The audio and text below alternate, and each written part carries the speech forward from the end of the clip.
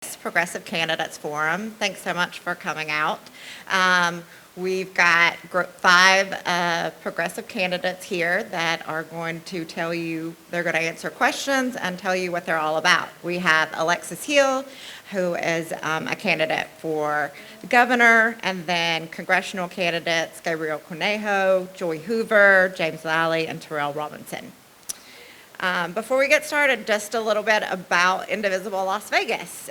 So our group was founded in November of 2024 following the second election of Donald Trump. So we're a chapter of the National Indivisible movement, which has been around since 2015, and we're committed to building a people-powered movement to defend democracy, protect our communities, and demand a government that works for all of us. We organize, educate, and mobilize Nevadans to hold elected officials accountable, advance progressive values, and take collective action for justice, equity, and freedom, which we all deserve. We currently have almost 800 members and a subscriber list of around 8,000 as well. But we always want to grow. So if you're not a member or not a subscriber, there's a QR code on many different things floating around, and that goes to our link tree, and you can find out everything you want to know about us. You can attend our events and sign up and all those kind of things. So to start us off, we have Atara Hasbullah, the executive director of the ACLU, and he's going to talk to us a little bit about why it's so important that we vote in the primary.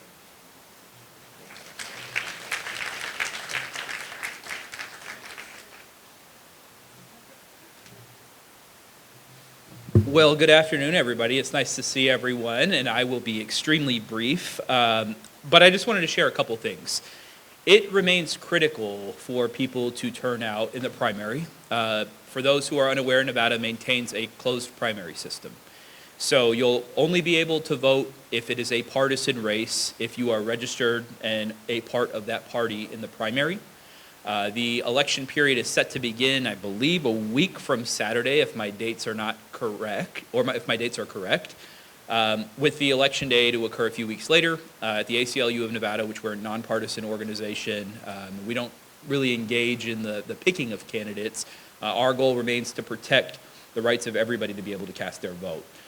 But something I did want to share, as someone who in their personal life, I think it probably goes without saying that many of us hold strong progressive values. It's important to define what strong progressive values mean. And it's not enough for candidates to say that they have strong progressive values. What do those values actually mean?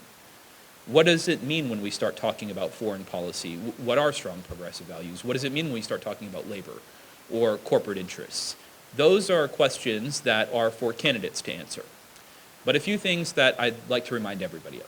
As somebody who's been part of this movement for a long time and remains committed to protecting civil rights and civil liberties for all people, regardless of the outcome of the June election, make sure you do not disengage from the political process in its entirety. This movement is not about individual candidates and what individual candidates want, though there may be great individual candidates that are very closely aligned. The movement is actually centered around people, and oftentimes that's the people that many of us serve. They're at the forefront of the issues that we're facing, and we know that because we're also equally all at the forefront of the issues we're facing. Do not disengage from the process. We see too often candidates that run or people that back a candidate jump into these races, and if they're unsuccessful, they tend to back out entirely. Don't do that. Build and continue to grow this movement. That includes supporting organizations like Indivisible Las Vegas and others that are continuing to do this work. We all need the support, but every time we end up having an election that's singularly predicated on the success or non-successes of individual candidates, we tend to drift away from the message, right? Which is, it's the issues that matter, and we need to make sure that we're continuing to push forward and we're holding the line for what these values look like. So Thank you, Indivisible, for everything you're doing, and thank you to the candidates for your courage in running for these races. It's not easy. You're on a stage in front of everybody, and people, are ultimately going to decide what they want to do, and I know that can be challenging for folks, but this is, you're in it to win it, and it's important to continue to bring others along for that ride. The final piece, I would just encourage folks, as we head into the November election, continue to figure out ways you're going to actually support democracy as well, outside of just candidate work. We run the state's largest election protection program, and in November, we're going to need all of your help. If ICE shows up at a polling site, who's going to be there to protect our community? Which one of you is going to stand up and say, I'm here to observe, to make sure if there's disinformation that's out there, we're going to stop that from happening? So if you're not a member of the ACLU of Nevada, you can become a member, but Indivisible will be sharing out that information in advance of the general. We're probably not expecting as much of that for the primary. Our team is ready to go if there is, but I don't know that the federal government is looking to the Nevada primary as the outcome for how they're going to overrun our democracy. They'll probably wait until the general for that to happen, and we'll be prepared when that does. So thank you again, Indivisible. Good luck to all the candidates, and certainly I would encourage everybody here to remain as engaged in the process as you can and continue to encourage your friends and family members to do the same. Thanks.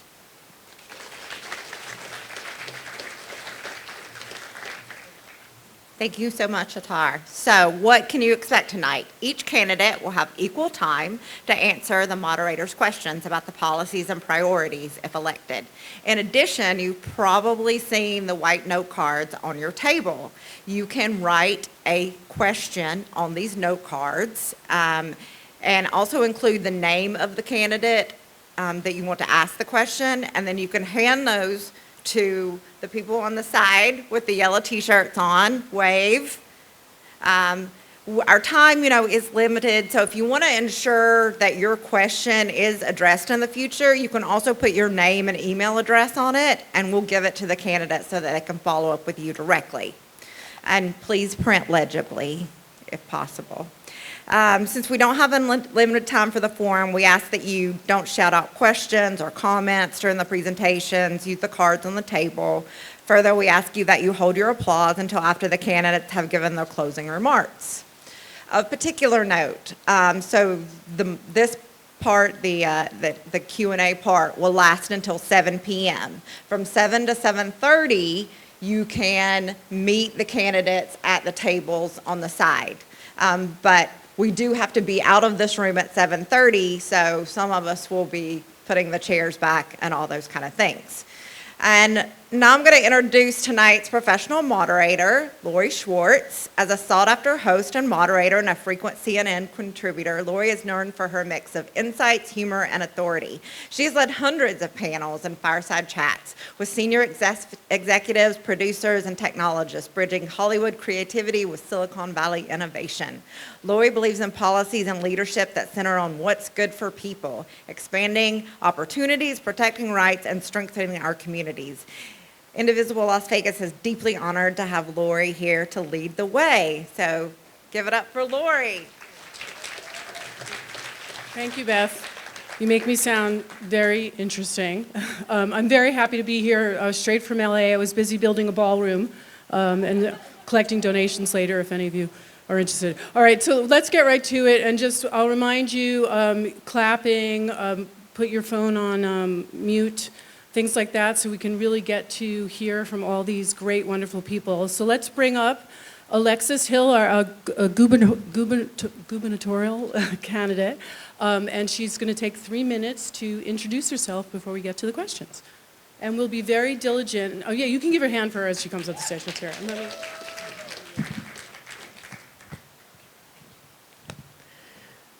And I could start now? Yes. Okay. Hello, everyone. I'm Alexis Hill. It's so great to see you. I'm running to be Nevada's next governor because Nevadans deserve change. I don't know about you, but I am sick of our elected officials continuing to allow our taxpayer dollars to leave this state instead of investing in us. We deserve better. I am a county commissioner in Washoe County, and I have been working on the issues of our day: homelessness, housing crisis, mental health care, and I have not been receiving any support from the state, and that is what we see in all 17 counties. everyone working on their own, trying to support our working families as best that they can without the needed resources. And we know that the money is here.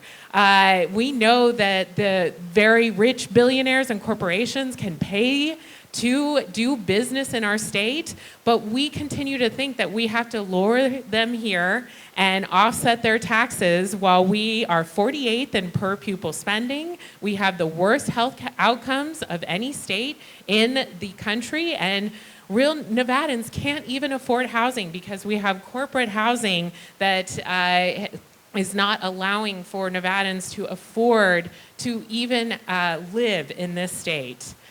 I have been on the campaign trail going across this state since September, and it has been a joy to connect with Clark County residents and hear your issues on the ground.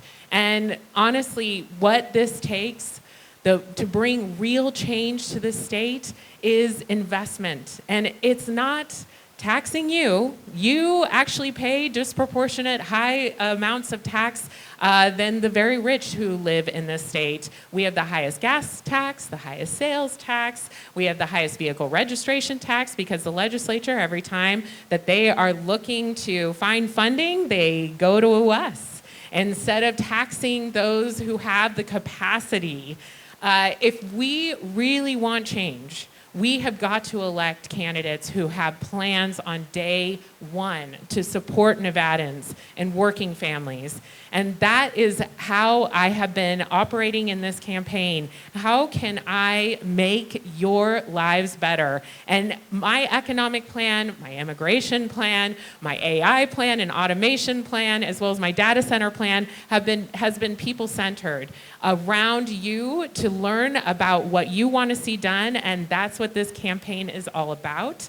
I am so excited to answer your questions tonight because Nevadans deserve better. Nevadans deserve a governor who is actually wanting to support them instead of ensuring that they get reelected. So thank you very much. Great job, Alexis. Thank you.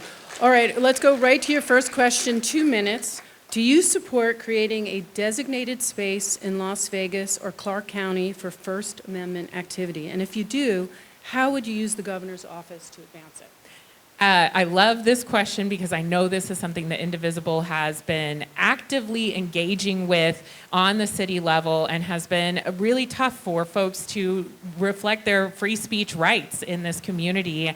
And as a county commissioner and also in my work at the city of Reno, this was a priority. That's how we created the Believe Plaza. We put public art on this plaza, and we wanted to ensure that community members could use this space for free and be able to express their First Amendment rights.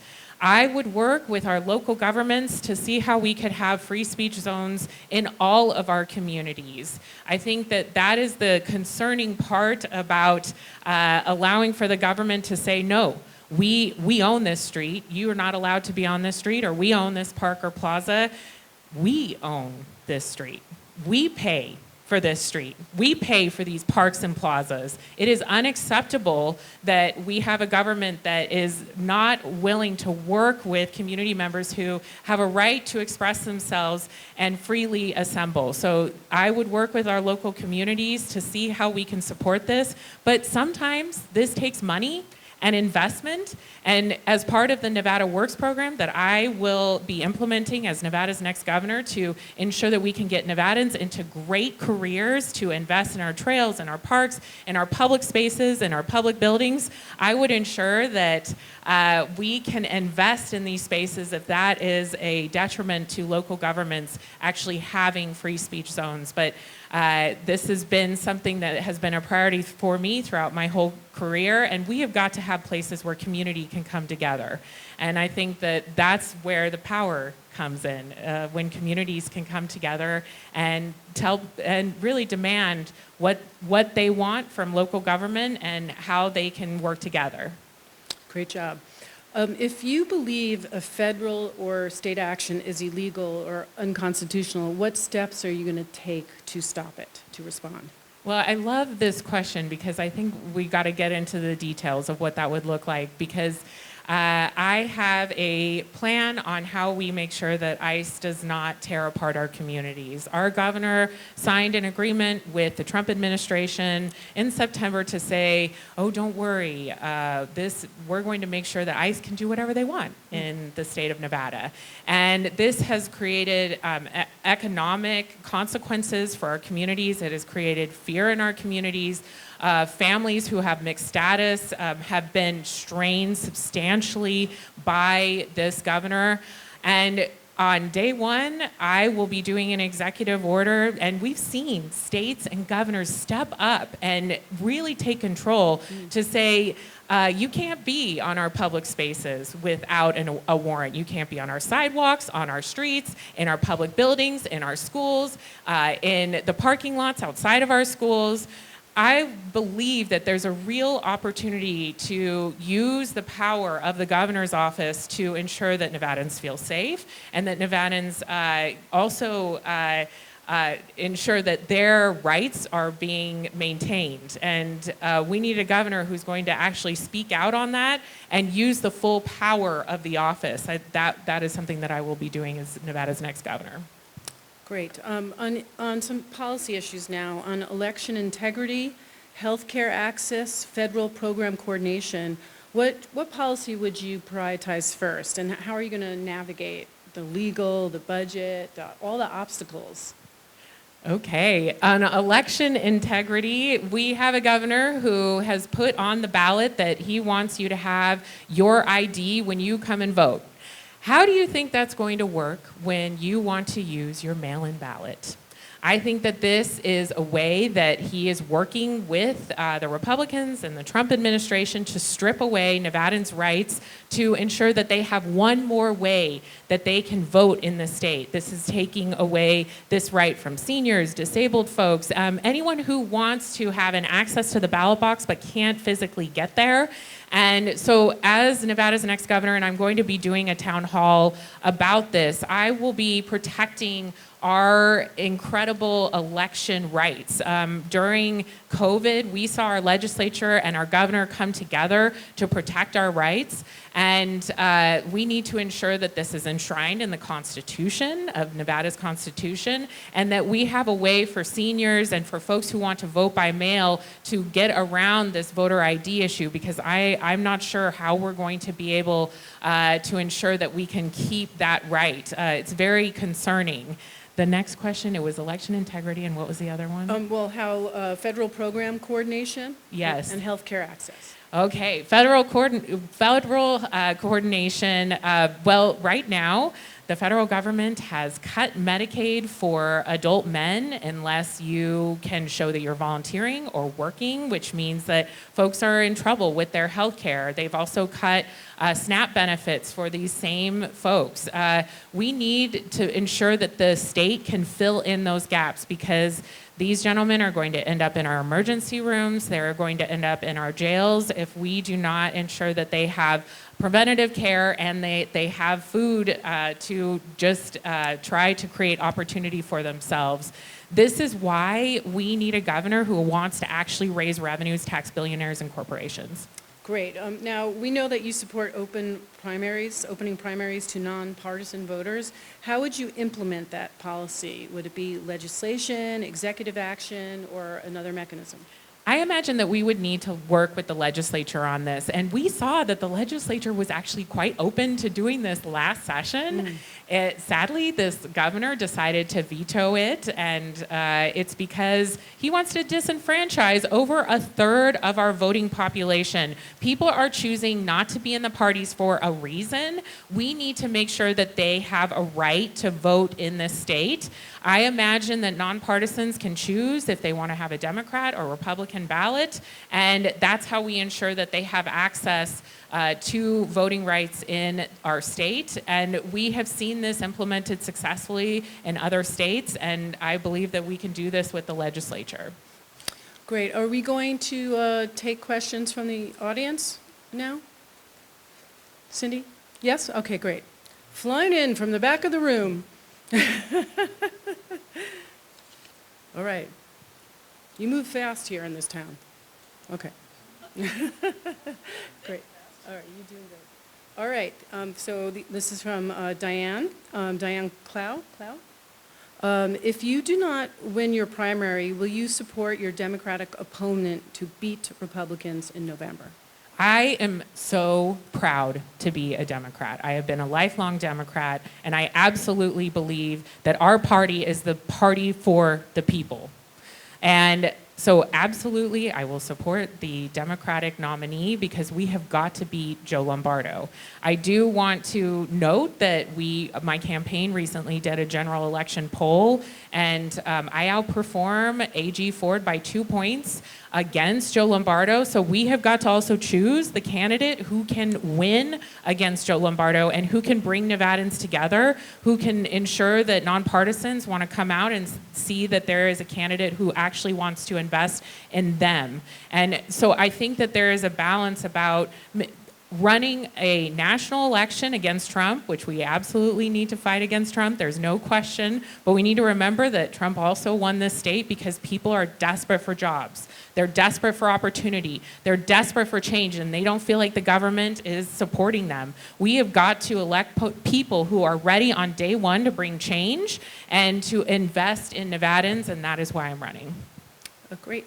Okay, our next question.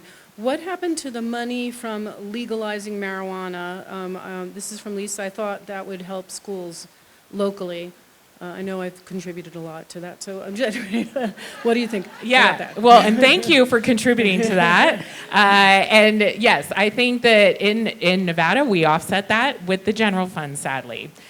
We saw the Committee on School Funding come together in the legislative session of 2022, and they came forward with actual numbers about what we need to do to invest in our schools and go from 48th in per pupil funding to the middle of the pack in the country. That takes about $2 billion a year to get our schools there. And it's not going to take just one industry. Yes, marijuana. Yes, we need those taxes. It's about $500 million we receive from those taxes a year, which has only gone down as well. So we need to make sure we have diverse revenues in this state, that when we hit economic downturns, visitation goes down, or people are on weight loss drugs and they're not interested in smoking weed, whatever the case may be, we need to make sure that we have revenues that can support our schools and support our kids. It is a crisis. Speaking to a kindergarten teacher, 40 kids in her class, no teacher aides, no prep period. I asked her, what do you do? She said, I pray. The state's got to do better than that. The state has to ensure that teachers don't just have to pray, that they actually have the resources they need in the class. I talked to so many parents who are pulling their kids out of the schools entirely, doing homeschool because the schools can't meet their kids where they're at with their special needs. In America, the reason that we have been a country that has been admired by the entire world is because we educate everyone in this country, and every person has an opportunity to invest in themselves and to live that American dream. And in Nevada, we need to ensure that kids have opportunities to live their Nevada dream. That's why I'm running, because I don't see any other candidates coming up with real solutions about how they're going to invest in us, and I'm sick of it. All right, besides being thin or stoned, this is a climate question for you. What is your plan for slowing and mitigating global heating? This is from Jerry. Yeah, a great question, and we are in the second or the first fastest warming city, but in Reno, they are also the second. In Reno, they're the first fastest warming city in the United States. And I think a lot of that is because we have these heat islands where we have paved everything in our communities and huge industrial buildings that are taking up giant footprints and making it so that we don't have places for green space and for people to enjoy the outdoors. I think that there's real opportunity to see how we can have infill development. So that means we need to incentivize properties that have not been developed in our community, our downtown core, to ensure that they are developed so we don't continue to grow further and further out, where we have more emissions from cars driving in our communities. And we're most of the communities in Nevada, because of our mountainous geography, are in a bowl. And so because of that, we're capturing all of that heat in that bowl.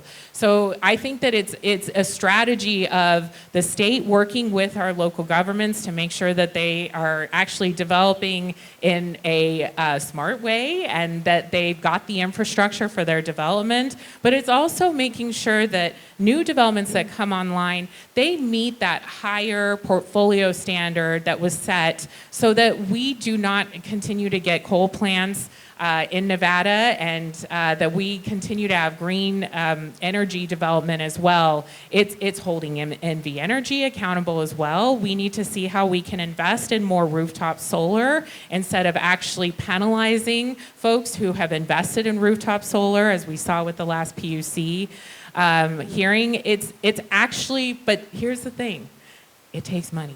A lot of these initiatives takes real investment, and that is why I am asking that we support taxing billionaires and corporations. All right, thank you so much, Alexis, and we'll give you 3 minutes to wrap up. That was great.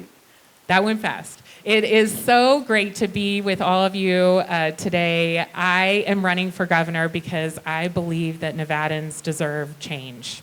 And if someone else was running on actual solutions, on running on, and I don't know about you, but I have been continuing to look for elected officials who will tell it to me real, and who will tell me, yeah, we're in a state where we have relied on outside money and outside investment to fill the gaps, and it is not working for us anymore.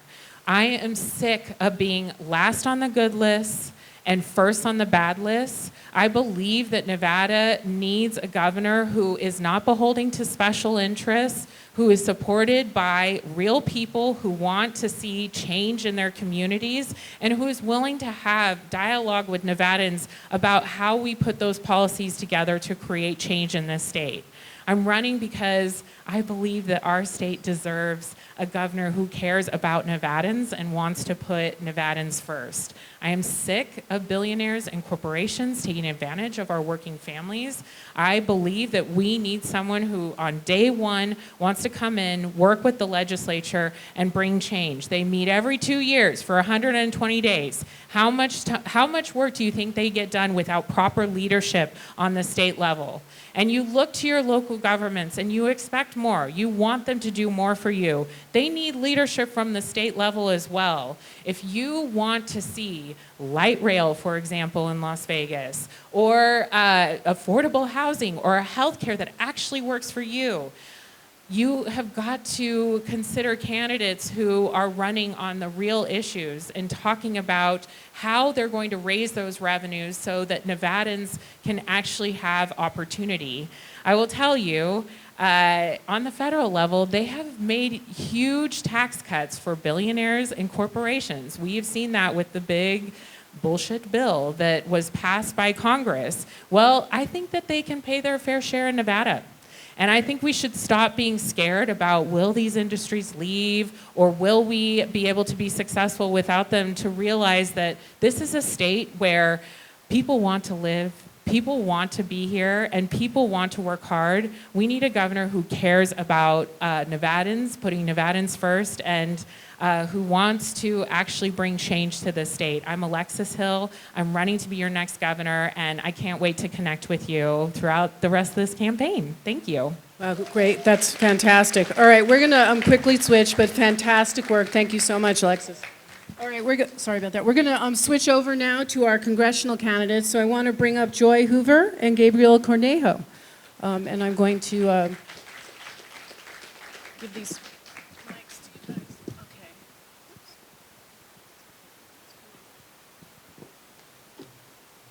All right, so we're going to run a very similar format. We're going to let our fine candidates here each give an intro, and then we're going to each ask them each the same question with that timing, okay?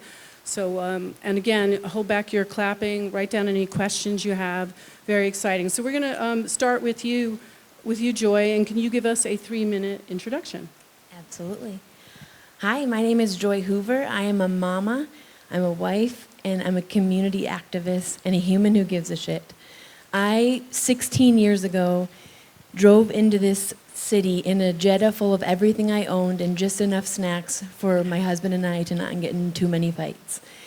And immediately started serving the community, started serving folks that were homeless, folks that were sex trafficked, folks that were not having either parent to live with, foster and kinship kiddos. And it changed the trajectory of my life. I founded a nonprofit that served over 10,000 individuals that had been sex trafficked or that needed resources like healthcare and education and housing.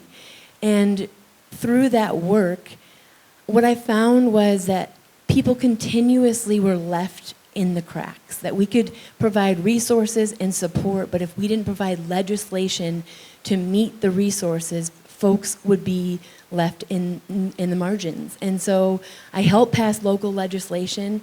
I actually, after 12 years, invented a product that was a lipstick that is tech-enabled, that can text or call or even call emergency services to right to your location, and it has test strips that can test your drink. And I did that out of my own personal story of my mother-in-law's final words being on a 911 phone call. This work changed the trajectory of my life. And what I found is that the most marginalized people continue to be marginalized because they are overlooked, underserved, and undercared for. And I know that many people, probably even in this room, that are working class feel that way. And that's why I'm running for Congress, because I have been there. I'm someone who has raised 2 kids on 1 income with no family support. I'm someone who had a fire in my home and was displaced for 419 days fighting my insurance company. I'm someone who rented for 11 years and then was only able to buy a house with a tax credit, which those aren't available anymore. And so for me, it's really about linking arms with the community. I'm ready to legislate for the people that I have been serving for the last 16 years. And I am ready to truly see change in this community without taking any corporate dollars or any special interest money. I'm ready to be only beholden to the people. So that is who I am, Joy Hoover, running for Congress in Nevada's 1st District. And I am here for the people because I am the people. Wonderful. All right, let's get over to Gabriel now. 3 minutes about yourself. Oh, about myself. Well, first and foremost, Indivisible, thank you for putting this together. And thank you, everybody, for taking time out of your day, because this election, I think, is very important. And Indivisible has been doing a lot of great work putting together the No Kings rally, where you are seeing the community come together and express themselves, because we are all seeing what is happening right now, which is many of us feel like we are on the menu rather than at the table. And because of the severity of the situation, this is what is compelling me to run in this race at this moment, because this didn't just happen overnight, and this doesn't get corrected with incremental change. This is where, at this very moment, we have to be active in the course correction, not only for our state, but for our country as well, because the Epstein class has not only been taking our wealth, they've been taking our time, they are taking our neighbors, and now they are taking our rights. And who's going to do something about it if we don't do it at this very moment? The stakes are so high that I need everybody in this moment to also be empowered to tell your neighbors. This race isn't about me, this is about we. This is our community, this is our state, this is our nation. The things that have led to this moment are because we have a culture in our nation of ROI, return on investment. Right now, we need a culture of return on community, where we prioritize each other rather than just the income of the Epstein class. We are seeing this each and every turn of our day-to-day experience. We are seeing our gas prices go up in real time because our neighbors are being put out into the Middle East to defend somebody else who's not from this country, but has taken over this country. We are seeing lives at stake because we're pursuing the wrong interests, and we're allowing our country to be taken that way. So this race between Joy and I. We are all on the same page. We have to get money out of politics, and we have to change who is leading us, because we got here under the tutelage of Dina Titus. She has put us on the menu. She voted for ICE to have the ability to racially profile us and strip away our due process. I need everybody to be aware of that, because that's very important when we are looking for course correction. We are looking for real people. We need to understand how we got here and who is intending to lead us out of it. And so part of this mission is to also make sure that we start to course correct that wealth gap. Raising the minimum wage, advocating for health care for all, single payer, universal basic income, because I know artificial intelligence has been gambled on across this nation, and we are seeing Las Vegas become the playground for the wealthy. And so unless we take dramatic swings at trying to course correct things for the community, we're going to end up where I'm afraid of most, which is without the community. I'm Gabriel Cornejo. Thank you very much. All right, we're going to start some Q&A now. I'm going to start with you, Gabriel. 2 minutes to answer, and then we'll go to you, okay? This is for you, Gabe. If your constituents strongly support a policy that you believe is harmful, how would you vote? How would you explain that decision? And literally, when should a member of Congress follow public opinion versus exercise their own independent judgment? Yeah, for those that don't know anything about me, it's important that I try to articulate and have common understanding. So often I use analogies, right? Because I have lived in 11 cities across 2 countries. I have also experienced what it's like to not fully understand and recognize that I was limited with my perspective. And so along the ways, I've taken bumps and bruises. So it's important to me to also have everybody else be on the same page, because I also know we all have blind spots. So when it comes to legislation, it's important that we are able to have some clarity about similar understandings and basis of facts. So when the community wants something, it's important as the representative of that community to heed their perspective, but also to infuse, perhaps there are gaps in knowledge from my vantage and theirs as well. That dialogue has to take place. We are representatives up here. We are supposed to do the will of the people. But if there are gaps of communication, gaps of knowledge, which Andy, with We Vote, they're tending to solve some of that, because it's important that we have clarity about how people make decisions, especially our representatives, and especially at a time when not everybody has an agreement on facts. So part of the mission is to have that dialogue, whether it's in person or digitally, because that's the nature of where we're at today. Is we reach more people online than we do in person, because it's getting harder to have time to come together. Great. And Joy, would you like me to read that again? If your constituents strongly support a policy you believe is harmful, how would you vote? How would you explain that decision? And when should a member of Congress follow public opinion versus exercise their own independent judgment? Yeah, so with my current campaign, we have what we call block builders. A few of them are in the room. And what that is there is over 250 precincts in District 1. And so we have folks that are representing different neighborhoods all throughout the district. And they're representing those right now to get the word out about the policies that I'm committed to, about me as a candidate. We have a Signal chat that they have direct access to me. And when I'm in office, that will not change. The commitment that I've made is that we are doing this together, so that we will continue to hear throughout. Nothing's going to be a surprise, essentially, because we're in direct communication through Signal chat, through social media, through town halls and different events that we host. And that is going to be clear that even if we don't agree, we understand each other and that humanity is at the center. I did a speech just a couple weeks ago where I said, I'm not committing to make every law or pass everything that you want me to do, but I will commit that everything I do will be in the center of humanity. And that's my commitment. But it won't be a surprise, because we're already in community and we'll continue to stay in community when I'm in office. Great. Thank you for that. All right, I'm going to start with you, Joy. This is the question about Trump. Beyond making statements about this, what formal powers would you use to challenge actions by the Trump administration that you believe are wrong or unconstitutional? And would you still use them if there were political consequences? Absolutely. So I'm what's called a courage candidate, and there's 130 of us running across the nation with the commitment that day one we will bring forth articles of impeachment or sign on to articles that have already been written. For me, it's not an option. Donald Trump continues to break the law. We've seen it with this war in Iran. We've seen it over and over, and it's unacceptable. So to me, there's no punishment that's too much. I'm here for the American people, and the American people are being absolutely harmed over and over and over. And I think, Donald Trump feels like no one can touch him, and that he's, he can handle whatever it takes to fight to fight the fights he wants to fight, right? Not the fight that the American people want to fight.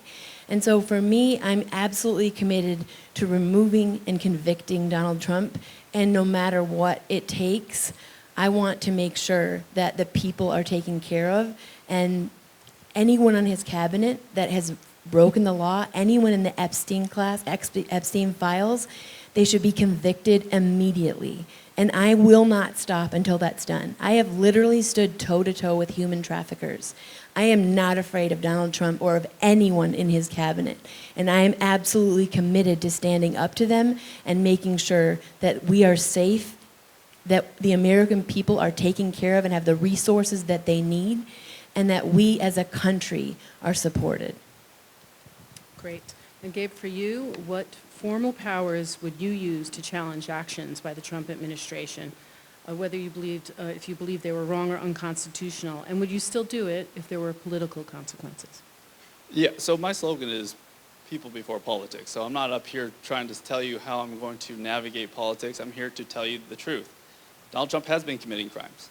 In fact, I flew out to D.C. when the Epstein survivors were speaking to go meet up with my friends Ro Khanna and Thomas Massie, because I understood the levity of that moment, right? The weight of having Donald Trump, what I believe, sign the nail in his coffin, because Donald Trump has to be removed for his crimes. It is my belief that he is, at the very least, a pedophile protector, and that's only a start of part of the crimes that are committed now. Beyond that, we are seeing in real time manipulation of our markets with what's happening out in the Middle East. This strange precarity of how the market changes day to day, and we keep getting reports about how his friends are making lots of money. These are all grounds to also investigate. But the mission is, because I already have the relationships on the Hill with who I believe are the most principled actors, Thomas Massie and Ro Khanna, I already have that coalition. I don't have to worry about figuring out who is here to operate for the rest of us. And so the actions that can be taken are working and aligning with that coalition to produce other results, like having him impeached, like having him removed. I too am a courage candidate, so I'm also on board with all the actions that are being taken, because it is that severe. If we are going to take back our democracy, we have to have people that are willing to take it to that extent, because Donald Trump has been a plague on our culture, but also a plague on our day-to-day life. Great, thank you. All right, I'm going to start with you now, Gabe. How should Democrats respond to the norm-breaking tactics by today's Republicans? Should it be compromise, confrontation? What's the approach here? What would you do? Yeah, I would say, at what point are we just going to sit here and continue to take it, allow ourselves to get punched in the face, right? I respectfully disagree with Michelle Obama. I know she said when they go low, you go high. We're way past that. The guardrails are all broken. The accountability is not taking place. But part of that is also recognizing that there are reasons why we have people on our party who are not advocating for the will of the people. Because right now, everybody on the Democratic Party line has our permission to be the opposition party. Why is that not happening? How has money in politics affected that? This is where, at this moment, it's not just a matter of going after Donald Trump. It's also going after those that are the fakes. You have some real ones up here on stage, because we believe it's that severe. The stakes are that high. If we continue to allow this regime to operate with the impunity that it has been, are we going to continue to watch our neighbors get taken off the street by masked men? Or taken out into the Middle East to go fight somebody else's war so somebody else can profiteer. And we haven't even talked about AI and what that looks like. This is the era of accountability. This is not the time for playing patty cakes with folks. So this is where I think, not necessarily being bombastic like he is, but calling it like you see it. Speaking truth to power is the only way that you can operate. And setting that example is what I fully intend to do for our country and for our state. Great. Now, do we have time for a lightning round? Yes? Or do you want to go to audience questions? Lightning round? Yeah, I have I did oh, you didn't answer that one? Oh, I'm so sorry. That's a moderator hash fail. All right, sorry, Joy. All right, so how should Democrats respond to what many see as increasingly aggressive or norm-breaking tactics by today's Republican Party? And I really like this question, too, so I'm sorry I didn't ask it again. Okay, through compromise, confrontation, or another approach? Yeah, it is a great question. And I think what we all have seen, right, is that most of our politicians are bought. They're bought and paid for by special interests, by corporations, by healthcare companies. And so they can't fight the way we need them to. And just like you said, Michelle Obama says when they go low, we go high. But she even said that she didn't mean it the way that we thought it was, that we are allowed to fight back when we are being fought against. And I think that we, whether it's to do town halls, whether it's to do press conferences out front, but I think what needs to happen is a lot of our congressional candidates in our Senate need to be removed and need to be new candidates in place, those that are not bought and paid for. And if we don't have that, and if we can't overturn Citizens United, we're never going to be able to have the democracy that we're all looking for. What we're looking for is fairness. What we're looking for is supporting the American people and having our needs first. And really looking at, just like Donald Trump said, he was for the working class. Where are they now? Where's the support for the working class now? So I do think there's a level of reaching across the aisle and working together, because I think that's pivotal.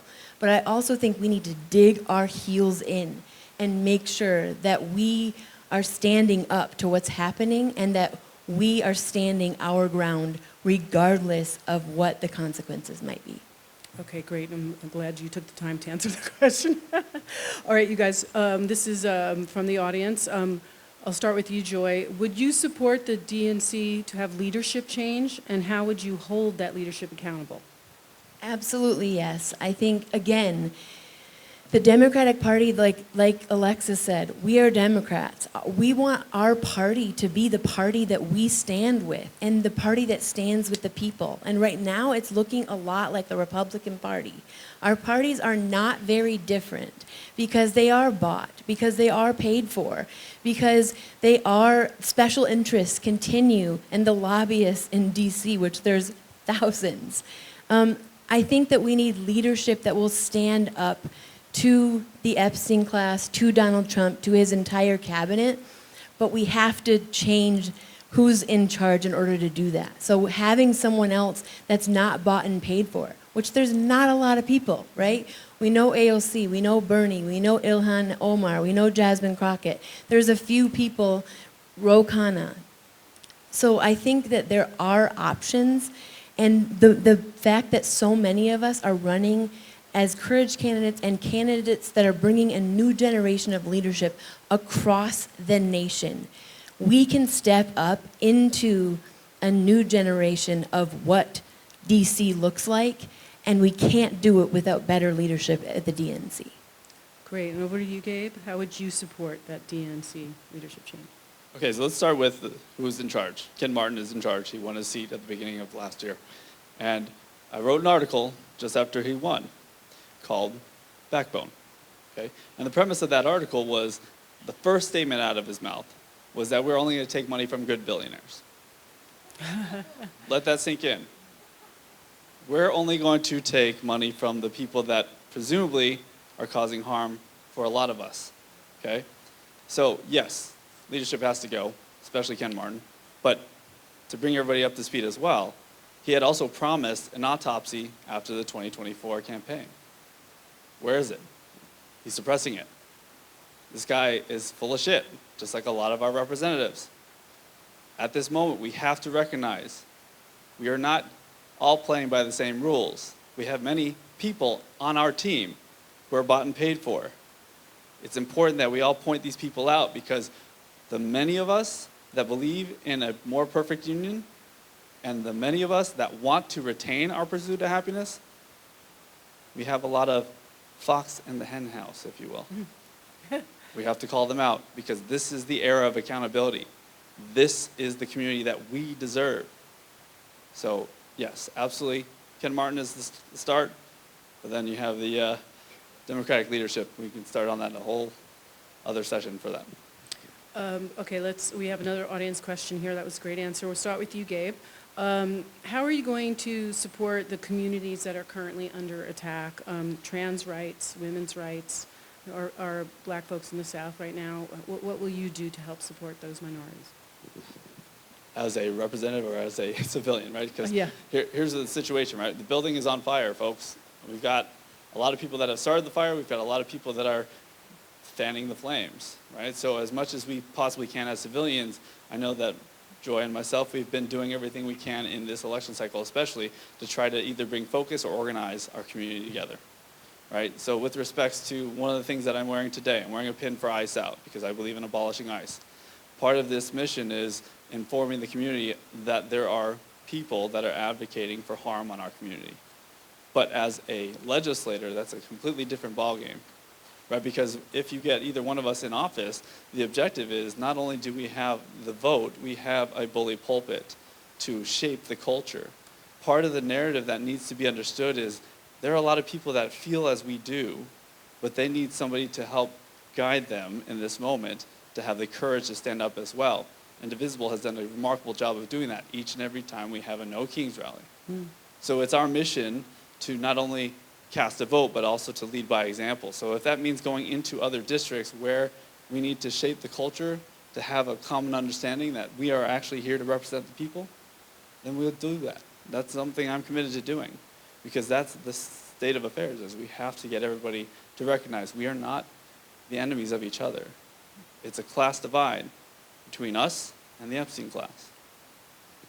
Great. And Joy, how would you help and support the underserved communities right now, and the communities under attack? Yeah, I think we can't wait, right? The truth is people are dying. There are people whose lives are at risk. When you take, for instance, the trans community and all the bills that are coming out against them, I have a queer kiddo, and I will do everything I can to overturn those bills and to really help people understand what trans rights are and why they exist. You know, it's easy to make someone the enemy, and right now, immigrants and trans folks are the enemies. But it's because people don't understand what's going on. No kid is going to school and then coming home after having top surgery. Like, it's absolutely outrageous, right? And when we look at the immigrants and we look at our immigrant community, I immediately plan to go to the detention centers that are in Nevada to look at the treatment that's happening. People are being, you know, we're seeing and hearing all about the mistreatment, lack of lawyers, lack of nutrition, kids being in there without other support. That's unacceptable.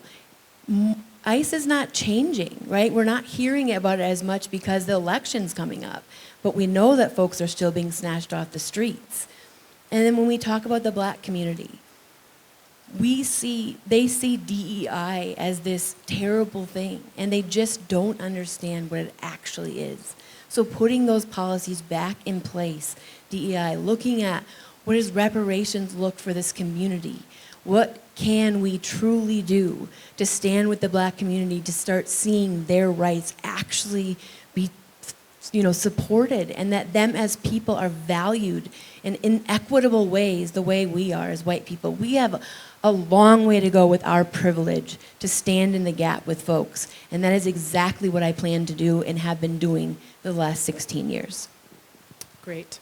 Do we have time for a lightning round? All right, rock on. All right, so the way that this is going to work is each of our candidates we're going to try and do 3 questions.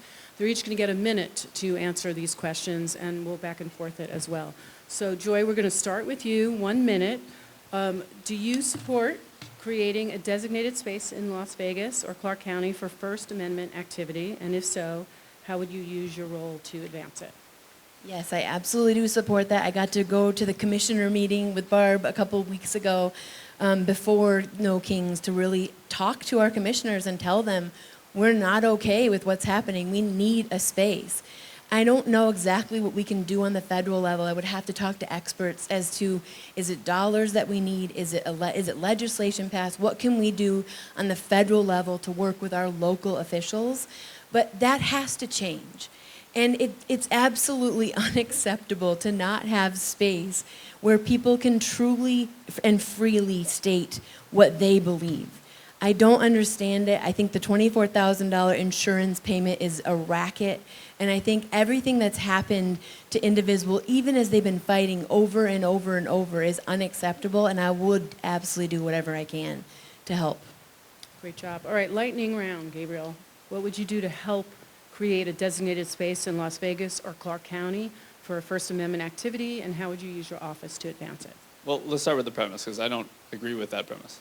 First and foremost, if you are allowing yourself to comply to the terms of the government, you're setting yourself up for failure, right? Because compliance is complicity. We have the First Amendment for a reason. We do not have to request that we use that First Amendment power as citizens of this country. So I'm not here to advocate for meeting their limitations, their determination of how we have a more perfect union. This is our country. They respond to us. We don't respond to them. Full stop. Great, thank you for that. All right, Gabe, we're going to start with you on this one. 1 minute. How would you advance health care reform against powerful corporate lobbying interests and large health care monopolies? And what actions would you take in Congress? Okay, so I've got a crack on my head. I was in a near-fatal car accident. Okay, so this is very important to me. I also lived in Canada. I got to experience a society that has healthcare as a right. It changes the overall culture and experience, the pressure that comes with when you or your loved ones are at your most vulnerable.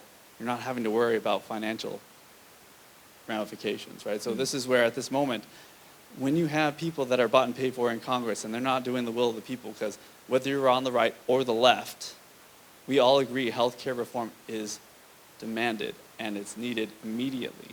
You have to be able to go in there and say it with your chest, meaning if I'm coming in here not bought and paid for, I can say exactly what I think most of us feel is that our current healthcare system is broken, and those people that are in office now that are pushing against it are doing it for the will of their donors. And you have to be able to continue to point these people out because that is the state of our country. Everything is up for pay to play. If you don't point that out, you're going to get more of the same.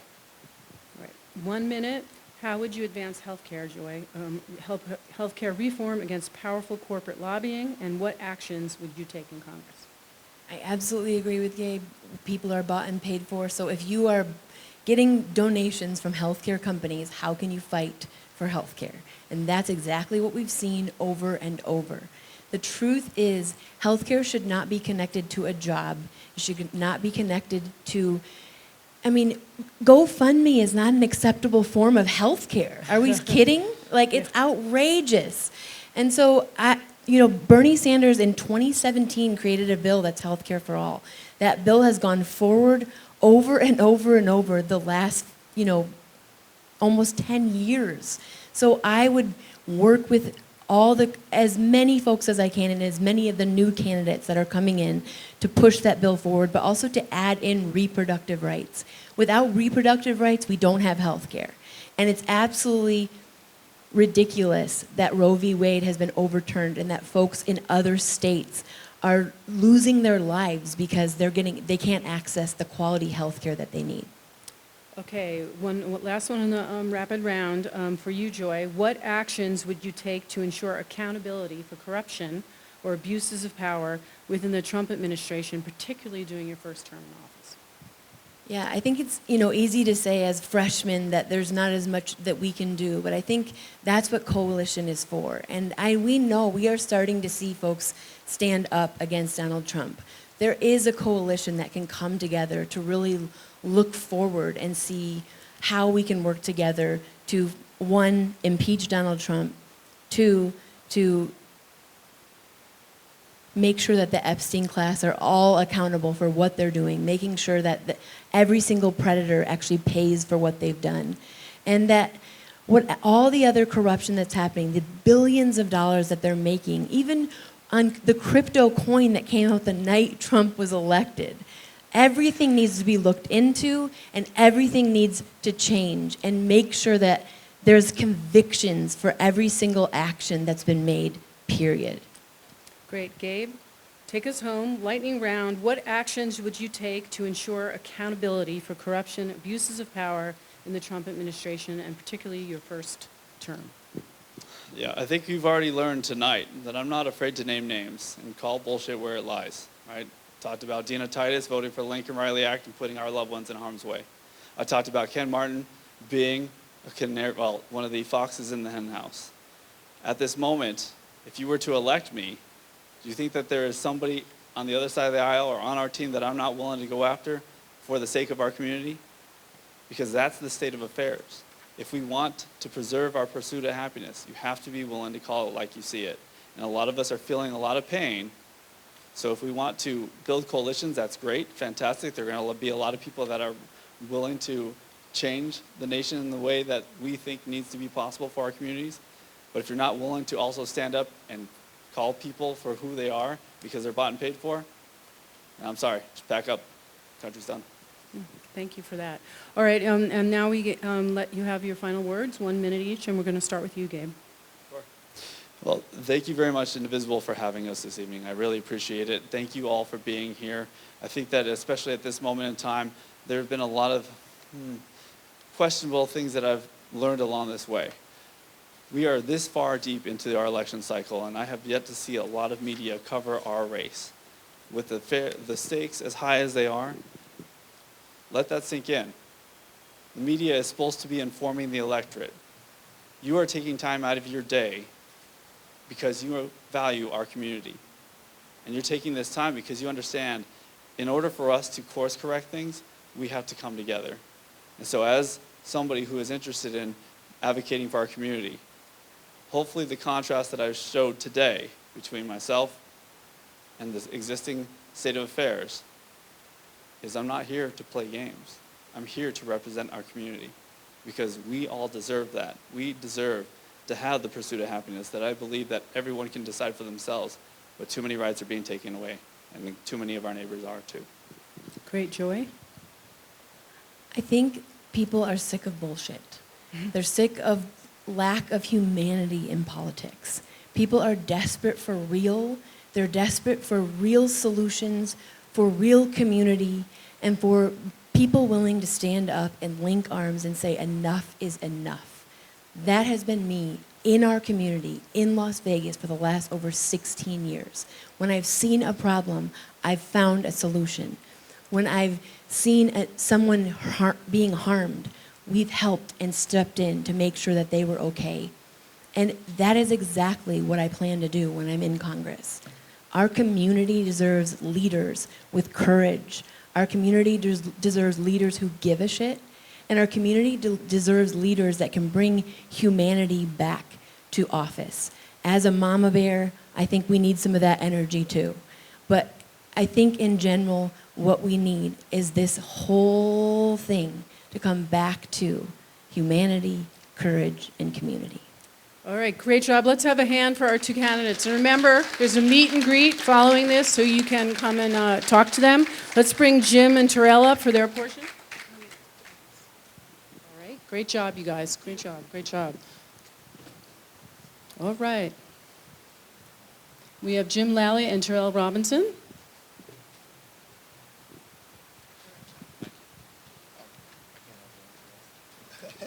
All right, we're going to start with you, Jim, for your introduction about yourself. Great. Thanks a lot, Indivisible, for coming out tonight. For those of you that don't know me, my name's Dr. James Lally. I've been a cardiologist here in Las Vegas for the last 18 years, and I'm running for Congress, Nevada's 3rd District in the Democratic primary. And I'm running to fight back against MAGA, to fight back against ICE, and to fight back against AIPAC. And also to stand up against corporate America and the billionaire class that are taking money out of our pockets and making the cost of living that much more difficult for everyone, and stand for the people in their pocketbooks. So as far as MAGA, Donald Trump's authoritarian cult has shown us that democracy truly is on the line here in America. History has shown that with cults like this, you can't wait them out. It'll only embolden them more. And we've seen too many Democratic members of Congress trying to appease this cult, thinking, we'll play nice with them, they'll change. If we keep reaching across the aisle, things are going to change. It hasn't worked, and it's only made things worse. And I'm willing to stand up against that and fight back against MAGA. As far as ICE, people realize we need border control, but they didn't want ICE terrorizing people in the streets. And too many Democrats enabled this. They voted for the Lake and Riley Act, which allowed ICE to deport people, including U.S. citizens, without due process. We need to stand up against that. Their vote on the Lake and Riley Act allowed for the murders of Renee Good and Alex Preddy in Minneapolis. Now, things have toned down just a little bit with ICE, but I'm concerned it's going to get worse soon. This morning, I was at Hispanics in Politics, and our sheriff, McMahill, he had an ominous warning. He said, ICE is fully funded, and they are ready to go back out and do what they were doing before. Now, that was very concerning to me, especially coming from the sheriff. So I think there's a fight coming ahead again against ICE, and we need to stand up against that. And as far as AIPAC, I'm Irish American. Ireland and the Irish people, we have deep sympathy for the plight of the Palestinians. Ireland was colonized and harshly oppressed by the British for hundreds of years, just as the Palestinians are colonized, harshly oppressed now. And too many Democrats are bought and paid for in Congress by AIPAC and the far-right Israeli lobby, and they enabled the genocide in Gaza. We need to stand up against that, and we need to get AIPAC out of Dem politics. And as far as the economy and standing up to the billionaire class, we need to make an economy that makes for everyone. I think that starts with raising the minimum wage. Minimum wage, only $12 here in Nevada. It could be raised to $20 on a federal level. People need to be paid fairly for the hard work that they do. As far as also with affordability, we need to stand up against the corporate class gouging our pockets everywhere that we turn. We need to stand up for affordable housing here as well. And as health care, what I hear most every day. It's corporate America has taken over health care just like it's taken over everything else in America. We need to stand up against that as well. So to sum it up, I'm willing to fight back against Trump, MAGA, and his cult of cruelty, ignorance, and corruption, and stand for an economy that works for everyone. Thank you very much. Thank you, Jim. All right, over to you, Terrill, for 3 minutes. All right, thank you guys. Thank you, Indivisible, for putting this on. I really appreciate it, and it's great to see a bunch of new faces. My name is Terrill Robinson. I am running for Congress in District 3 against Susie Lee. I am a Marine Corps veteran. I did 6 years active duty. 2 of those years were in Camp Pendleton, and 3 of those years were overseas working at embassies. But before that, I was a little boy.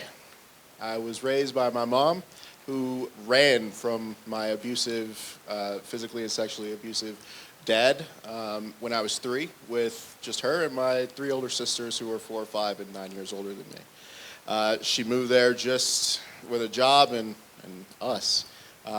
So anyways, long story short, we were those people that grew up on food stamps and Section 8 and things like that. And I mention that because I think it's really important to understand people's background, especially when they're running for office, because we have too many people who come from backgrounds of money winning these offices, and they have no understanding of what it's like to need SNAP benefits, to need Social Security, to need health care, to need money to feed your family. And that is one of the reasons why I'm running. I don't really have 3 minutes to talk to you guys about all the issues. I do want to answer all of your questions, though, but 3 minutes of talking about me is not what I'm about. I'm here to serve the people, and I really want to get forward, move forward with these questions. So, Great, thank you. All right, Terrill, I'm going to start with you. 2 minutes on these questions, and we'll get more time for more questions from the audience. Thank you for that. All right, if your constituents strongly support a policy you believe is harmful, how would you vote, and how would you explain that decision? And what should a member of Congress follow, public opinion versus exercising their own independent judgment? well, I think first and foremost, we work for the people. I'm raising my hand saying I want to work for you who live in District 3, and James, or where'd he go? Gabe and Joy, they're running for District 1, raising their hands saying that they want to represent you, the people. So when it comes to making a decision based off of what the people want is what the people are going to get. because that is who I am saying I want to serve. Now, when it comes to bringing up my opinion on why it's dangerous or harmful, that's when we have forums like this. That's when we have live streams. That's when we come to you guys where you're at and let you know, hey, in this bill, the Lake and Riley Act, they're going to be able to racially profile you. So it's not all, rainbows and butterflies. Your neighbors, your kids, because everyone is marrying different people from different demographics, it's going to affect you in a harmful way in regards to this. And I was referring to the Lake and Riley Act, but there's so many other bills where that stands true. And so that's what I would do. I would reach out, meet the people where they're at, and let them know this is where that bill is harmful. I understand that this is what you guys want. At the end of the day, what you want is what you're going to get. I am raising my hand to represent you and what you want. Thank you, Jim. All right, thank you, Terrill. And over to you, Jim. If your constituents strongly support a policy you believe is harmful, how would you vote? How would you explain your decision? And when should a member of Congress follow public opinion versus exercising their own judgment? Yeah, I think a lot of it, as the other candidates have said, we do need to listen to the people. One thing I've learned in this race, and I know Terrill, Joy, and Gabriel have learned it as well, is that when you're running for a race like this, don't go out and talk to the people. Go out and listen to the people and see what they want. That's the most important thing the politicians should be doing, listen to the people and what they want. What I've heard from the people out there is we need to fight back against Trump, and we need to build an economy that works for everyone. Those are the two things I've been hearing the most. So I would say listen to the people and defer to them if you can on most of those votes. Now, if there is a vote where you feel like you may disagree with what the majority of the people in your district, I think you have to be upfront with them, and you have to explain it to them, and you have to go out in the public to events like this, to all the local Democratic organizations, and explain to them to their vote. And I think that what I've found is that the voters can understand that. What they don't like is if someone makes a vote and then they refuse to appear and explain themselves. And we've seen too much of that from the elected politicians in Nevada. Great. All right. Awesome. All right. We're going to start with you on this one, Jim.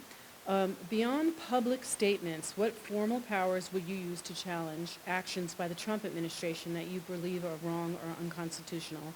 And would you still use them if there were political consequences? I think definitely if there's political consequences, that's why you've been elected to Congress. I think the first thing is Trump should be impeached. We've allowed things to go on for far too long, and Democrats have slowly gotten used to all the corruption from the Trump administration. We need to stand up against that from day one.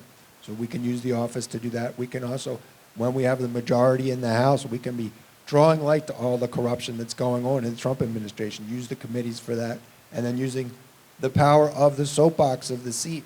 The average person, most people don't have the power to get out a message like a representative of Congress does. We need to use that voice to get the message out to everyone, to stand up against the cruelty, the ignorance, and the corruption of the Trump administration. Thank you, Jim. And Terrill, to you the same question. Beyond public statements, what powers would you use to challenge actions by the Trump administration that you believe are wrong or unconstitutional, and would you still use them if there were political consequences? I agree 100% with the doctor here. Yes, political consequences is the nature of the beast. We're not here to mince words or play it safe or go high. No, we've passed that point. We're past the point of no return, safe return. So when it comes to policies, I am going to advocate very, very, very aggressively to impeach Donald Trump. I don't care if I need to write up legislation every single day and get it brought to the floor. I don't care how much time and waste. I don't want to go forward with any other piece of legislation until we address the corruption. So that's what I would do. I would stall everything that the Republicans are trying to push through. I would call out my Democratic colleagues for appeasing the other side. And again, I would be the biggest thorn in the side for, I don't care which party it is, we have to do something because the American people are losing faith, they're losing health care, their livelihoods are being uprooted, and we need members who are going to fight for them. Great, thank you. All right, for the last question here, a 2-minute question, back to you, Terrill.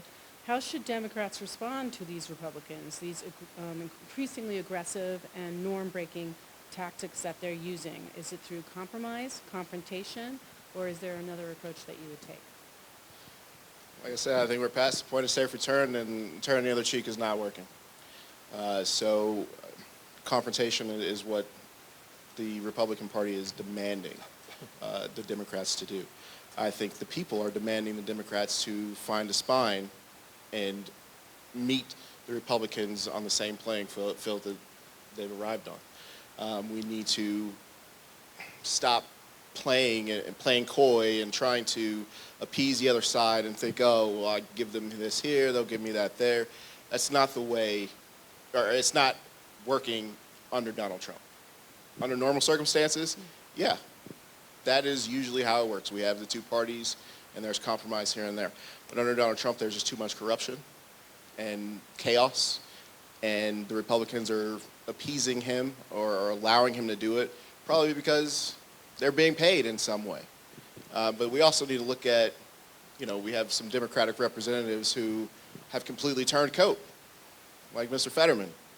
So we need to do a better job of screening who it is that we're allowing to represent us and who is being bought and who has been completely sold out, especially when it comes to our Democratic Party. Yeah, that guy. All right. That guy, really? Like, what's that guy's deal? All right. Jim, that same question. How should Democrats respond to what many see as increasingly aggressive, norm-breaking tactics from Republicans? Would you do it through confrontation, compromise, or what would be your mode of moving forward? Yeah, I think the compromise is over. We tried that Trump's first term, the beginning of this term, and that has not worked. We need to confront them aggressively on multiple levels. And I think it comes through three ways we can do it here. The first is what Indivisible's doing. We're getting out and we're fighting them in the streets. That's an important part. And then we see what Attar and the ACLU are doing. They're fighting the Trump administration in the courts. And then it's up to the elected people in Congress to fight them in Congress and to use that platform, too, to speak out against all the corruption and the law-breaking that's going on with the Trump administration. So I think it's a multi-pronged approach to do that, but it's got to be done on every level. Oh, okay. Yeah, I know I'm scary, but you can come closer. That's good there. You're not the first man to stand away from me. All right, sorry. Did I say that into the mic? All right. Do we have any audience questions? I can throw out the ones we had before. Okay, great. All right, here we go. Okay, there's more. All right, rock on. Okay, all right. I'm going to start with you, Jim. What is your position on the Supreme Court reform? I think the Supreme Court has gone from being what should be nonpartisan judges into a partisan court. And I think it's come to the point with some of the decisions we've seen recently, especially gutting the Voting Rights Act recently, where it's time to start packing the court. Because they are not judging things on fair basis or by what the Constitution be. They are partisan hacks at this point. And I think it's time for the Democrats to start packing the court. Great. And Terrill, for you, Supreme Court? I think that we need to get rid of lifetime appointments. It's not doing anything for our younger generations. It's not doing anything for our current livelihood, except take us back to those older mentalities. I mean, look at the Voting Rights Act of '64. How old is Donald Trump? Obviously, he wants us to go back to the days before we had voting rights. So absolutely, we need to reform. We need to get rid of lifetime appointments. I don't necessarily think that it should be, every president shouldn't. I think there needs to be a commission to decide who sits on the Supreme Court, because the president is doing exactly what the doctor just mentioned, is stacking the court. And that is not in the American people's favor, because we have stacked the court with partisan beliefs, and that is what is harming us. But I also think it's important to mention that the Supreme Court they don't have any power to, execute. So they make an opinion. That doesn't mean that it's the law per se, if there's no executive to, execute what it is that they've ruled. So I think that's something that's important to note. And, Virginia can do the right thing and do what the people said they wanted them to do. And if the governor doesn't decide to, execute what the Supreme Court ruled, then so be it. All right, excellent. Okay, going back to you, Terrill. Now, first I have to say, this is the most beautifully written question I've ever seen in my life. Look at that.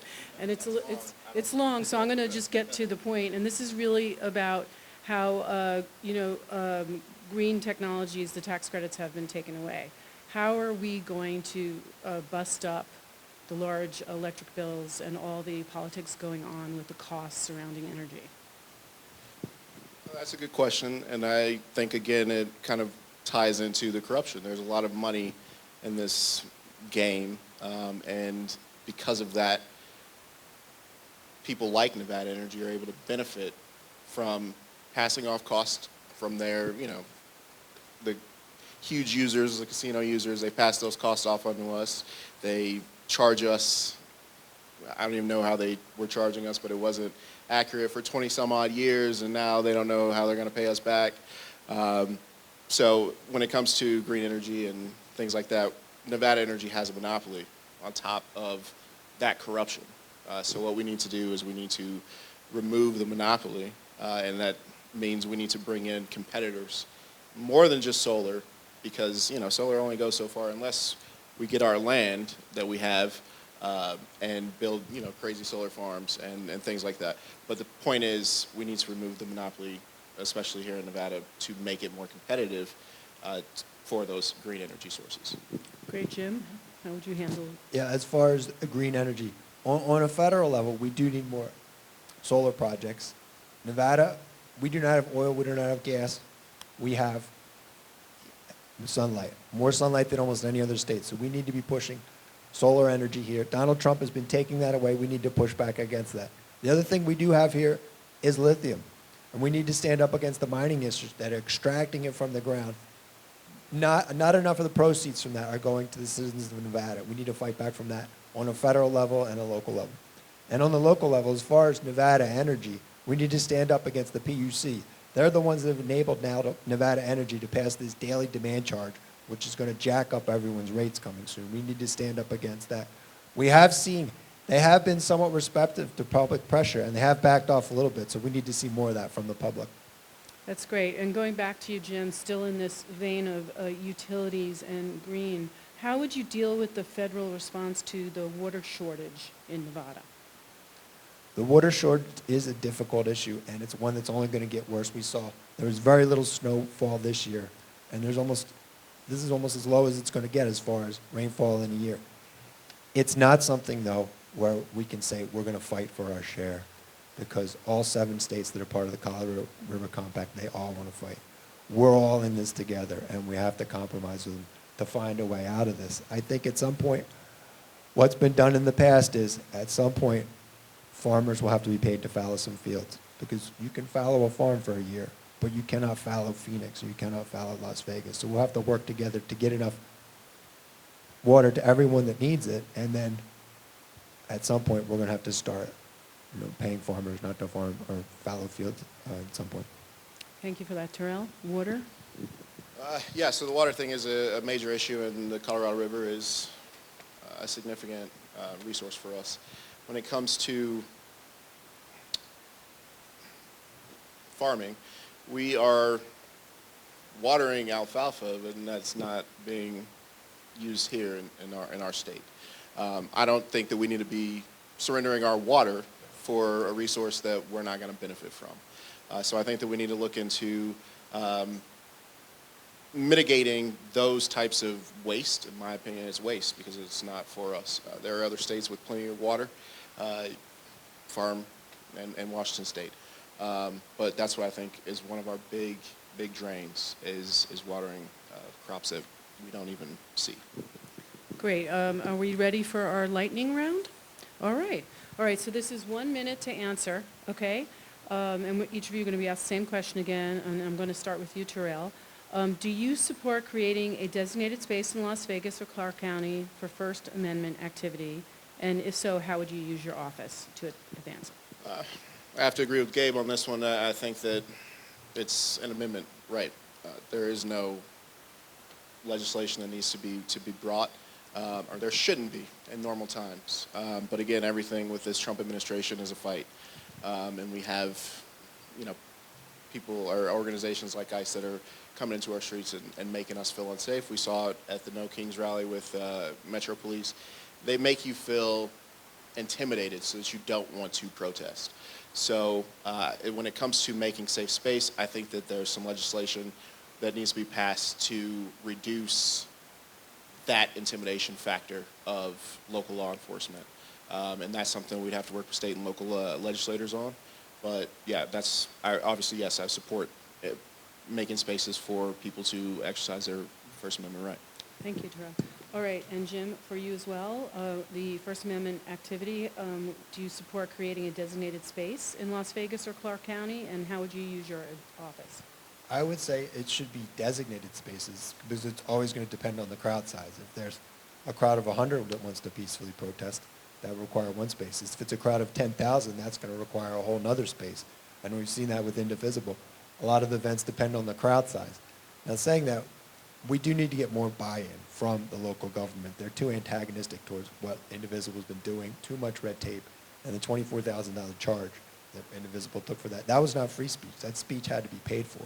So I think we need to, from a federal level, stand up against a little bit against what the local level is doing, the government on the local level.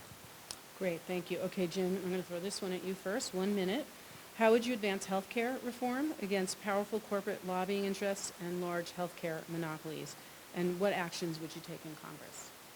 As far as healthcare, people hear a lot about for-profit health insurance, and we do need to stand up against that. I think there's a corporate takeover of all of American healthcare. We see it, for-profit hospitals, they're gouging hospitals, drug companies, they're taking money out of our pockets, and most people don't realize most physicians, nurse practitioners, nurses, they're all employed by corporate interests now, almost 80% of them. There's very little private practice anymore. So we need to start with taking that profit motive out of healthcare. That can start with cutting the profit motives of for-profit healthcare. They're too concerned about their stock prices and corporate bonuses, corporate buybacks, cutting CEO pay, and also doing more just to get the medical system changed so that physicians are not just doing things to bill, so they're doing things to actually put patients first. Thank you. And Terrill, healthcare? There's a lot of money in healthcare because it's become a business. Our healthcare has become a business. And what is the main priority of any business? To increase shareholders' profits. And when you're increasing the shareholders' profits, you're doing it on the backs of your patients. So what we need to do is we need to remove that aspect from healthcare. There's just far too much money involved in healthcare, and that's not conducive to a society. So it would be about legislating. I would come up with some type of legislation to penalize, that type of healthcare greed from those big corporations, and hopefully that would mitigate. But also, we need to do more legislation to protect the people and not the corporations. Thank you for that. Okay. And Terrill, last question, 1 minute. What would you do to get accountability for all the corruption and the abuses of power in the current Trump administration, and how would you handle that in your first term? Well, I think that what everyone needs to understand is that just because you're a member of Congress doesn't mean that you're above the law. If you are complicit in some type of crime, then you need to be held accountable, and that means you need to be, whether it's impeached, whatever the full extent of the law needs to be exercised, and that is how I would act in my first term, is to make sure that we're investigating Democrats and Republicans for bad actions when it comes to stock trades, when it comes to receiving donations, all those things, when it comes to protecting the pedophiles. Those things, as an individual, I don't care if you're a member of Congress or a member of the Senate or the President of the United States, it's a crime. You need to be held accountable as an individual, and that is what I would do in my first term. Great. And Jim? I think in the first term, when there's going to be a Democratic majority in the House, we need to shine a light on everything as far as the corruption going on in committee meetings, holding hearings, all that, to show everything that's been going on so the American people can see for themselves all the corruption. And I think once that is pointed out, we're more and more likely to get a conviction as far as impeachment. I think, though, it's going to have to continue past the Trump administration into the next president's term. We were told that there were guardrails to prevent what Trump has done. we're going to have to rebuild those guardrails so nothing like the Trump administration ever happens again in our lifetime or our children's lifetimes. Great. And now we're going to give you each 1 minute to wrap. So we'll start with you, Jim. I think coming up with this election, recently we had J.B. Pritzker coming to town to talk to Clark County Dems, and he said something that stuck with me. I think it applies definitely to Indivisible. He said, what's going on now with the Trump administration and MAGA is a 5-alarm fire for democracy, and everybody needs to start manning buckets. Well, I know Indivisible's been doing their part. However, we have a representative in Congress in Nevada's 3rd District who seems to think it's everyone's job but hers to fight for democracy. I can't tell you how many times I've heard her say, when are the Republicans going to stand up to Donald Trump? And she just doesn't get it. It's not the Republicans' job. It's her job to do it, and she has abdicated that part of her job. And based on just that alone, she needs to be gone from that seat, and I would ask for your vote in the upcoming primary. Thank you very much. Great. Thank you, Jim. And Terrill, take us home, baby. I'll try. So again, I'm Terrill Robinson. I'm running for Congress in District 3. Like the doctor just said, we have too many representatives that are simply abandoning their duty. We didn't just get to where we are because of Donald Trump. We got here because of complacency for decades, because that's how long these representatives have been there. Susie Lee has been there for about 8 years. But the fact of the matter is, most of our representatives do not care about the people. They care about their profits, their individual wealth growth, and they forget about us. And on top of that, they're out of touch because they've never sat where you and I have sat. So because of that, they're just following the status quo, doing the bare minimum, and carrying the title of congressperson. And that's unacceptable for everyone in this room. That is unacceptable for the United States of America. And I would ask for your vote so I can get there and I can make the changes that we need to bring America back into a law and order under the Constitution state, and we can start moving forward as the founders intended. Very nice. Let's have a big hand for our candidates, for all of our candidates, ladies and gentlemen. Thank you so much, Terrill and Jim.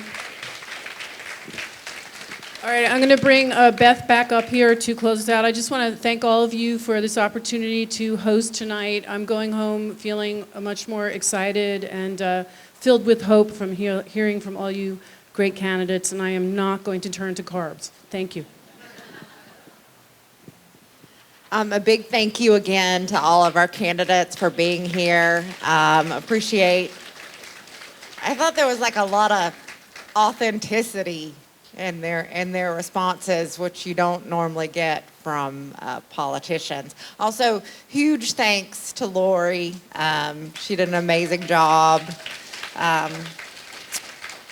So what comes next? Voting in the primary is just a few weeks away. Remember to vote early. You probably got your ballots in the mail this week. I got mine, kind of thing. And what's next for Indivisible? Well, we're always doing something. So Saturday, we have Stand Up Saturday. This week, our theme is protecting voting rights and rejecting racism, thanks to the 6 fascists on the Supreme Court. So join us there in Summerlin, 10 to 12. And then we have our in-person meeting on Sunday at the Flamingo Library, where we're going to go over our survey protest and talk about a big new thing coming up in June that we're working on. So if you're not a member or not a subscriber, please join us. There's several different, any QR code around works, scan it, go to our link tree and follow us and join us. And if you need any help with that, anybody in a yellow shirt can help you as well. Remember that the candidates will be at their tables until 7:30, so go up and say hi and ask them a question that maybe didn't get answered and learn more about them. Again, the rest of us will be putting the tables together. Remember, we still have some snacks back there, water if you need anything. We appreciate everybody that came here because you're already making a difference and you are part of democracy. So thank you.